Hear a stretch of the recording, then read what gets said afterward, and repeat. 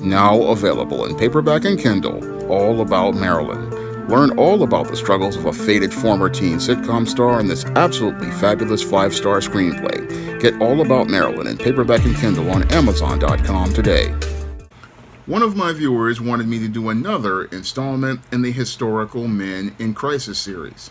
And for this installment in the Historical Men in Crisis series, I'm going to be talking about 3 Hollywood men in crisis: Carl Alfalfa Switzer, Bobby Driscoll, and Thomas Carroll Neal Jr., who is also known as Tom Neal.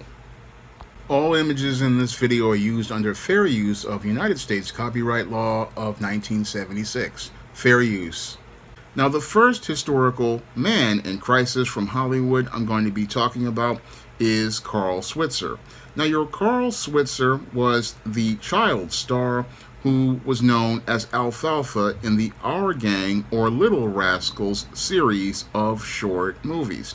Now, your Carl Switzer was the youngest of 4 children who was born to your Gladys Carey Shanks and Frederick Fred Switzer, and the oldest brother in the family sadly wound up dying in 1922.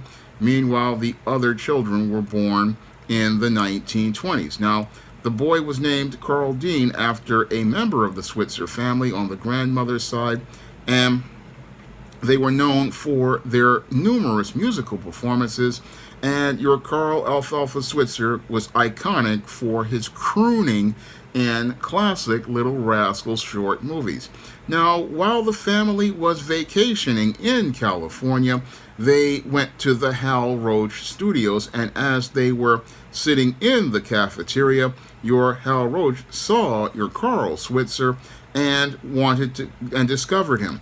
And they signed them on to appear in Our Gang movies, also known as the Little Rascals. And while his brother was known as Slim and Deadpan, your Carl was known as Alfalfa.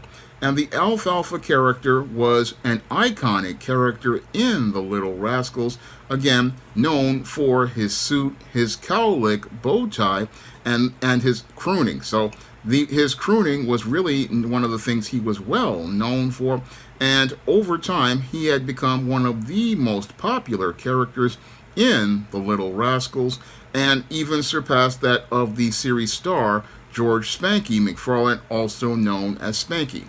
Now, while the boys got along, their fathers argued constantly over screen time and salaries, and this was something that was a major issue as related to his work in the Our Gang thing. Now, your Carl got along with everybody, including his on-screen arch enemy, Butch, but the whole thing is the parents became classic stage parents, demanding screen time and salaries, and basically made things difficult for everyone. Now, your Carl Switzer was also, while he got along with people, was known for being difficult on the set and holding up films with his antics. Again, it looks like he was possibly be enabled by producers on the set because he was one of the most popular characters, and he had turned into a bit of what they call diva on the set of your Little Rascals.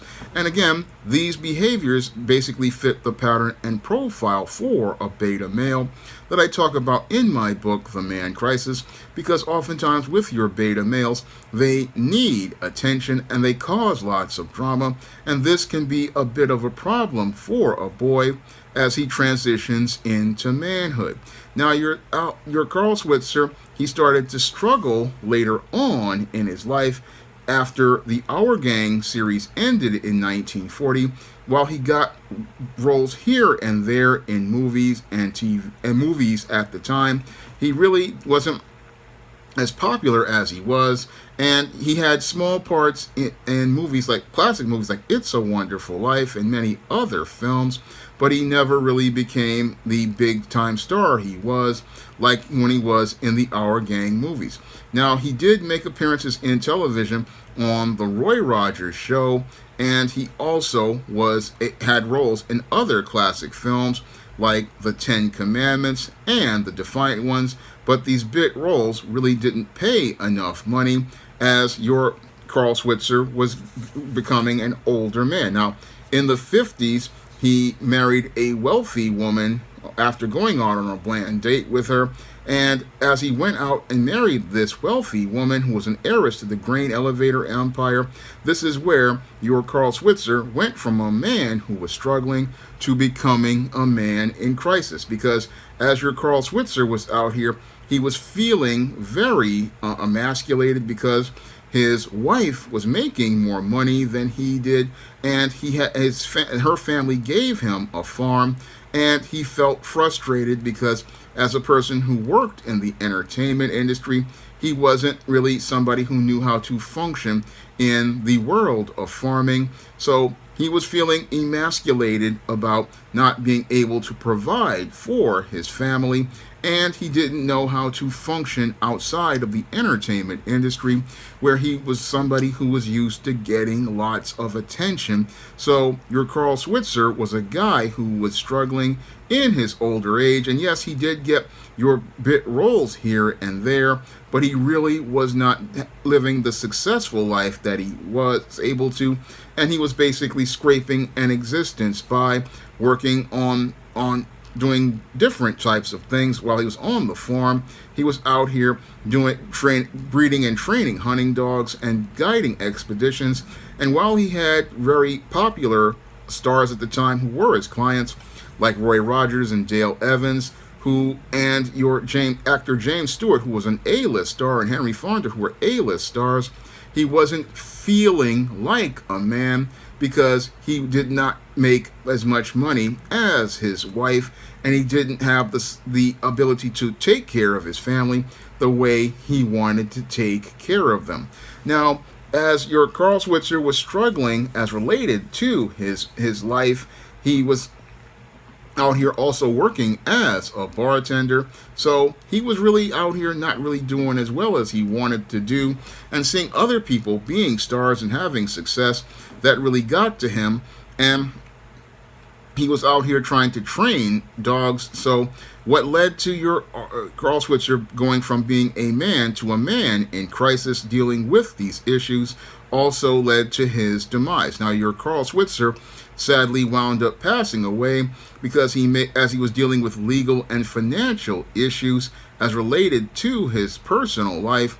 He also was trying to train a hunting dog for a client, and this client, who was a longtime friend and sometime business partner, someone he met with when he was working with Roy Rogers, the dog wound up running away, and he demanded that the owner demanded that either he return the dog or pay him the equivalent of the dog's value, which was a lot of money at the time. Now, $50, it was a lot of money back in the 1950s, and it was the equivalent of $450 in 2020. So your Carl Switzer, he put up a lot of ads trying to find this dog, and the dog was located and brought to a bar where your Switzer was working, and he rewarded the rescuer with $35 in cash and $15 in drinks.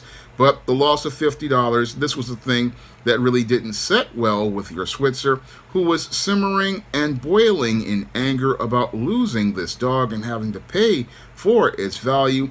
And as he got emotional about this whole loss of the dog, he decided that he would go back to this man who owned the dog, and he had an argument that the dog was not Stiltz's, the man who he had the issue with, and he said it was his. So they went to the home, which was in the 10,000s of your Los Angeles, and your Switzer had a confrontation with this man Stiltz, and as they had this confrontation, Switzer allegedly pulled a knife, and your Stiltz pulled a firearm, and this shot basically wound up shooting your Switzer in the leg, and this caused massive internal bleeding, where your Switzer sadly wound up dying on the same day as your Cecil B. DeMille, the man who directed one of the final movies that your Switzer was in, The Ten Commandments, a movie that once when people announced his death, it basically obscured that of your Switzer, again, who was an icon of 1930s Our Gang, and Little Rascals movies. But your Cecil B. DeMille was a legendary director, and this whole incident sadly was the end of a life of a boy who grew up and became a star, and then as he grew older, because he had no real support or teaching of male life skills or male survival skills or the ability to adapt from moving from one career to the next. This is what led to your Carl Switzer growing up to become a man who wound up becoming a man in crisis, and a sad, tragic end to that of a former faded child star. Now, the second historical man in crisis I'm going to be talking about is former late child star Bobby Driscoll. Now, your Bobby Driscoll was a major star for Disney Studios and starred in some of the Disney Studios' best known live action films, such as Song of the South, So Dear to My Heart, and Treasure Island, and also starred in RKO's The Window. And he's always remembered for being the voice of the iconic 1953 version of Disney's Peter Pan, and has also was known as the person to receive an Academy Juvenile Award, which was like a child-sized Oscar, for his performances in So Dear to My Heart and The Window. Unfortunately, as the mid-1950s came along, Bobby Driscoll went from being a promising child star to becoming a man in crisis. Now, your Bobby Driscoll wound up becoming on the road to becoming a man in crisis because as he was working in Hollywood, he thought that he had the support of the entertainment industry. Unfortunately, as he was working on these films, he was not provided with the proper male life skills or proper male survival skills in order to be able to adapt as related to a change in his life. Now, your Bobby Driscoll, as his parents worked with him in Hollywood towards working on all of these movies, possibly thought he was going to go on forever and have a long and promising career. Unfortunately, when it comes down to child stars, yes, they are very popular when they are children. Unfortunately, many child stars like Bobby Driscoll have a hard time transitioning into taking adult responsibilities because they were never taught male life skills or male survival skills or how to navigate a world that does not look to cater to them. Because in the entertainment industry, it goes out here and enables a lot of child stars by giving them whatever they want. And your Bobby Driscoll probably was taught that he was possibly going to go on forever as related to being this star.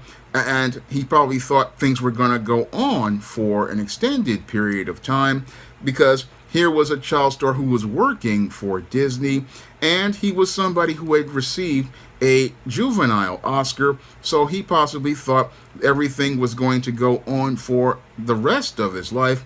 But sadly, what happened with your Bobby Driscoll is that your Howard Hughes, who was running Paramount, which controlled a lot of the Disney distribution, he really didn't like child stars, and he really did not like Disney's live-action family entertainment.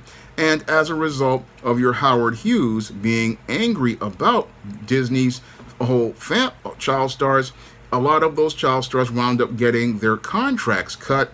And as they got their contracts cut, what happened to your Bobby Driscoll is that he wound up falling off, similar to what happened to Marilyn Marie in my fictional screenplay, All About Marilyn, where the jobs that they used to get as a child star are no longer there. And because your Bobby Driscoll was typecast as Disney's kid actor, he struggled to find roles as a serious actor. And then while he was getting little guest spots and bit roles here and there, he was looking to try to rebuild his life after Disney, and he tried to build a new life. And after leaving Disney, his parents took him out of a Hollywood professional school, which was a school that served child actors, and then put him in Los Angeles University High School, and this basically was starting the serious road to Bobby Driscoll becoming a man in crisis. Now, as your Bobby Driscoll left Disney Studios and changed high schools, he wound up being mocked and ridiculed by people, even though he was trying to go to school with them and assimilate with them. A lot of people, they were just mocking him, disrespecting him, and mistreating him. And this basically led to your Bobby Driscoll basically becoming emotionally devastated, because as he was in this environment and was rejected by the kids who basically mistreated him, what he did was he started to try to escape with drugs. And this is what happens to a lot of men when they can't get support. They go to escape through drugs, and this escaping through drugs is something I talk about in my book, The Man Crisis, in the chapter Addiction and the Man Crisis. And sadly, the addiction that happened to Bobby Driscoll really led to his decline. Now, his parents, after seeing how he was falling apart, did try to change course and then put him back in the Hollywood school. Unfortunately, at that point, the drug use had escalated, and by the time he was 17, he was out here getting heroin, and that heroin really was this, again, led to him getting arrested for possession of marijuana. And again, he was just constantly taking all sorts of drugs, and as he took these drugs, he was still trying to get his life together, and he wound up marrying a woman, and her name was Marilyn Jean Rush. He had 2 daughters and a son, but sadly the relationship didn't last because he basically didn't have the money to go out here and build a life, and he also was just struggling with as related to his life. So your Bobby Driscoll, he tried to distance himself from his roles and then tried to take on TV work here and there in low-budget movies, and then was still dealing with issues because he was arrested once again. So he was still trying to get his life together, and he wound up getting arrested and then winding up on parole. So after a time, he went to New York to go out here and try to find a way on Broadway. Unfortunately, as he tried to find his way on Broadway, he became more lost because he couldn't find acting roles. And then he got involved with the whole thing with Andy Warhol, which is what many beatniks did. And he tried to focus on art, but sadly it was his addictions to drugs that basically wound up driving him further into decline, to the point where your Bobby Driscoll, who was a child who received a Juvenile Academy Award, wound up dying in one of the saddest fashions. And the sad fashion that your Bobby Driscoll wound up dying, it just hurt my heart, because this man who was again a star in Hollywood at one time, was found lying on the cot inside of an abandoned apartment around beer bottles and religious pamphlets. His body was found dead, and the cause of his death was heart failure from arteriosclerosis from drug use. And what's really sad is he died alone on a cot in an abandoned building. And even though he was an Academy Award-winning actor, he wound up buried in an unmarked pauper's grave on Hart Island. And the thing, just again, sad to think about how he died He died in that cot and then wound up in a pauper's grave on Hart Island.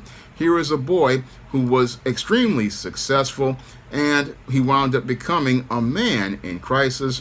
And this man in crisis nobody even knew he was dead until a fingerprint was found that matched his burial records. And again, his mother found out that he was buried in that heart field, and sadly to this day, his remains still remain on Hart Island here in New York City. And that's the saddest part, is that as this boy grew up in Hollywood, nobody even thought to care about him as a man. I mean, he basically fell off the face of the earth, became a man in crisis, addicted to drugs, and wound up dying again alone in an abandoned apartment.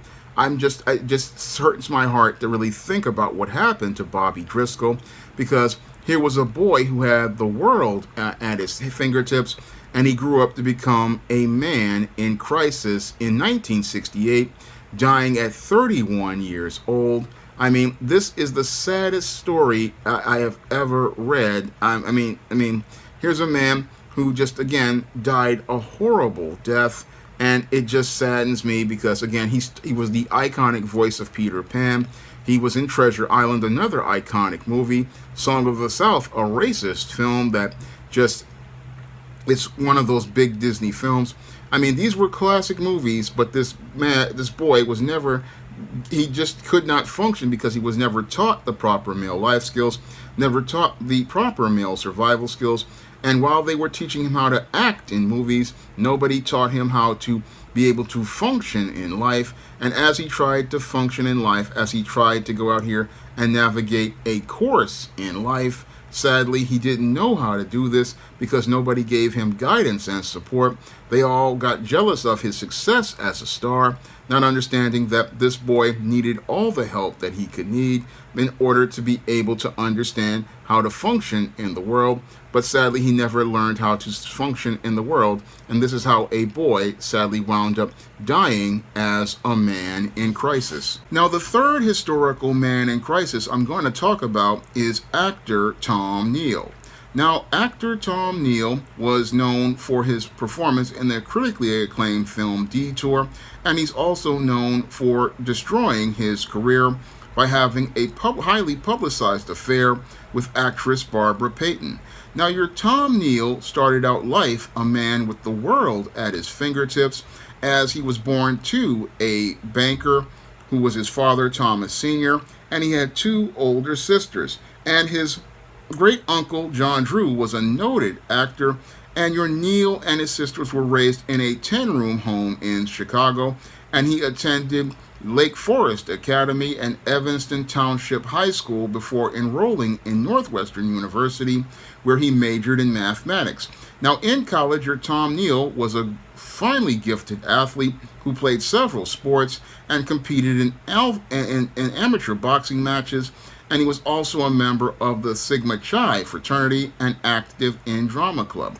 Now, your Tom Neal again had a lot of promise as related to his life, coming up in a middle-class household, doing very well, and had, again, the world at his fingertips, but he decided to drop out of college and become an actor, appearing in summer stock stages before moving to New York to go on Broadway. And after going on Broadway, he started appearing in movies like the Andy Hardy series, then more B movies, and then eventually wound up working his way up to the feature film Detour, which basically made his career.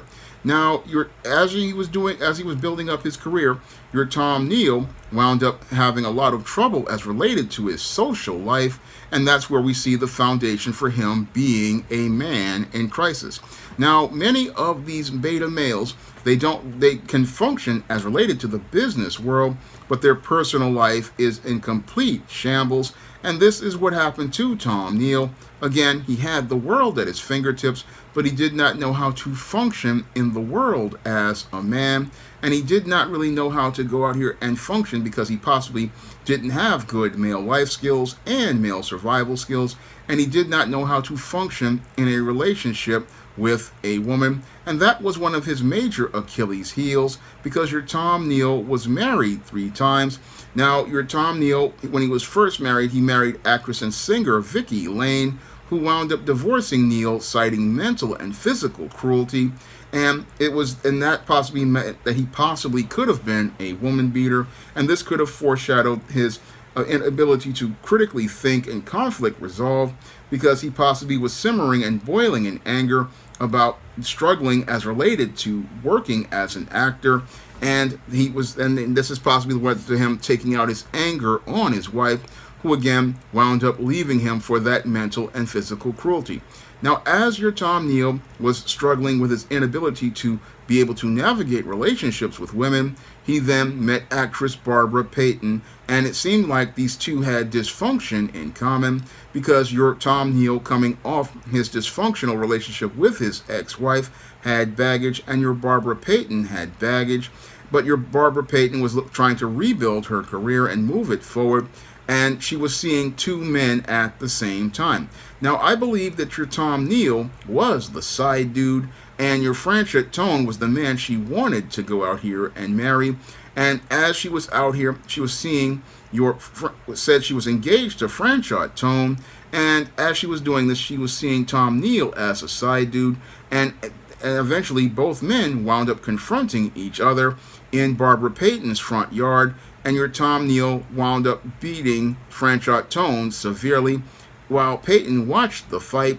And as your Tom Neal failed the crap test by going out here and fighting another man, this wound up leading to your Tom Neal's severely injuring Franchot Tone and giving him a smashed cheekbone, a broken nose, and a brain concussion, and showing all of those studio executives that he could not be trusted. So what happened is that your Tom Neal basically wound up being blacklisted by the studios because, one, he participated in adultery, so that meant they really couldn't sell him in a movie at that point in Hollywood at the time, and he wound up being somebody who was considered a liability because he did not know how to navigate through his emotions, and he also did not know how to make good decisions. This is what beta males do because they act on their feelings and they act impulsively.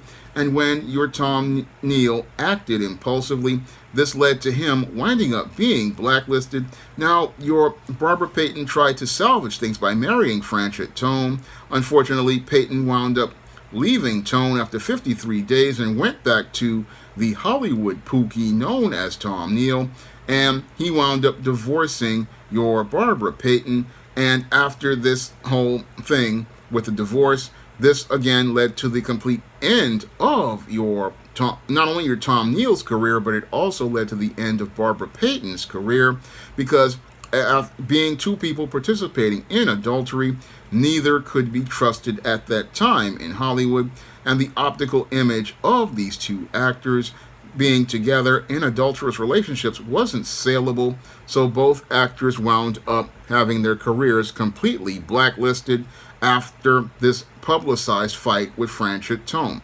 Now, the whole thing led to your Tom Neal basically struggling at this point, and a studio did try to capitalize on their relationship, but it just didn't do well, and again, both of them wound up breaking up by the end of 1953.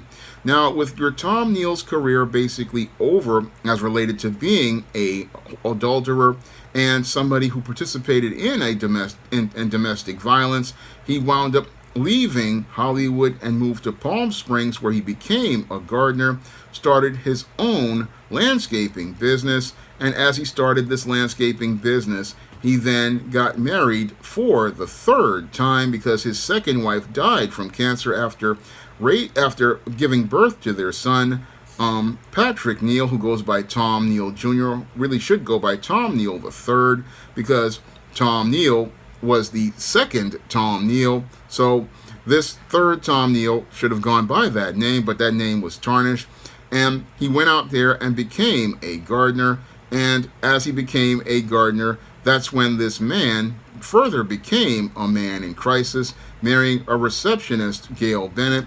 And after he married Gail Bennett, he wound up shooting Gail Bennett in the head and left her body under a blanket and was basically trying to cover it up and tried to make his world smooth.